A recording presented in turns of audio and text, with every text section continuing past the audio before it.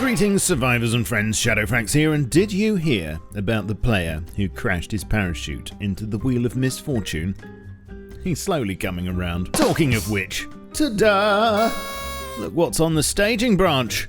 After only 30 years of being in concept limbo, we've only gone and got a parachute now. In it, there are some strings attached, but I'm here to take a deep dive with you into what we know right now, so strap in and follow me. At the moment, the exact method of acquiring a parachute is subject to change, but currently on the staging branch they can be found in basic crates. They'll eventually be researchable, I'm told, and at the moment show a crafting requirement of 15 seconds and 30 metal frags. Not tarp!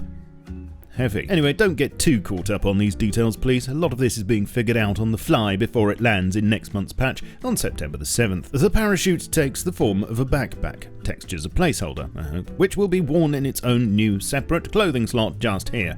Right-click to equip. And as you can see, it's compatible with all good hazzies too, as it visually replaces the tanks, etc. on the back. To use one, once equipped, simply make sure you're in mid-air and at least above the height of your average pylon and press the spacebar to pull the cord. There seems to be a very slight delay here, so just take that into account. You can steer the thing left and right with A and D, W leans you forward to travel faster, and S leans back for the opposite effect. You can also equip and shoot a weapon, but you won't be able to steer whilst you do so, because that needs hands. Plus, you don't seem to be able to aim down very far. Hopefully they fix that. You can shoot a chute in the air to destroy it and eject the owner, which in tests currently takes about 15 AK shots. Also, when a parachute loses health, it becomes harder to steer and falls faster thanks to the extra ventilation. Apart from that, if you collide with something, dismount, not advisable, or hopefully manage to land, whichever happens soonest, the parachute will drop off a little way in front of you and need to be repacked before being picked up again, which takes about the longest 8 seconds of your life. If you just leave them be though, they will currently take an hour to start decaying and an extra hour to die fully. Parachutes have 100 health and will lose about 20 per use, so that's 5 jumps worth, although you can repair them to an extent using metal frags and not tarp, naturally. Oh, and they will also be targeted by SAM sites, just so you understand the gravity of the situation when trying to get on top of launch. If for any reason your parachute fails to open though, don't worry.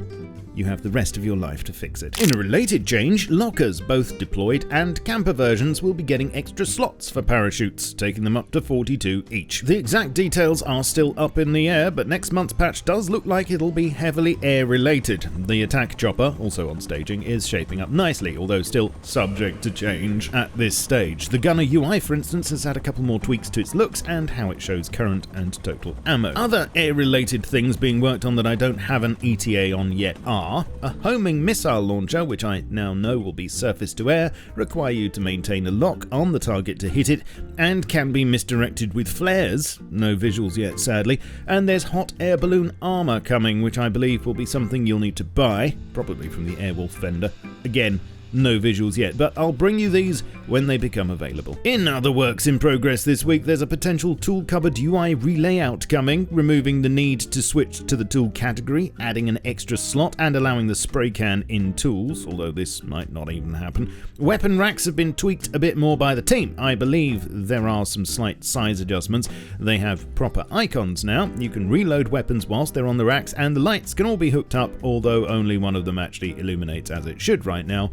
Tut, tut, tut. I also have it on good authority that weapon racks will indeed be pay-to-DLC in the next patch. What a time to be alive. Global networked bases, the thing I showed in detail last week and which lets you see bases across the map in a performance-friendly way, will be coming in next month as well, and for those that would like to limit or turn it off, there is a new building distance slider in the options which controls this. Further out, the Nexus system is taking more shape, and this week news of clan scores, which I believe will go towards some kind of clan reputation system somehow. What about solo scores? That's what I want to know. Maybe they're just too low. Oh yes, and next month after the patch there will be some new Twitch drops. That's nice. I think that's about it this week. Yeah. So you're now up to date, and if you enjoyed the experience, please let me know with a sub and a like and an insightful comment down below, which I may or may not reply to. Who knows? You can watch me play stuff on Twitch, follow me on a few socials to get updates on my content, and support me if you wish through YouTube memberships, super thanks, and Patreon. Links are all below. I shall catch you all soon, but in the meantime, keep calm and stay rusty. Cheerio.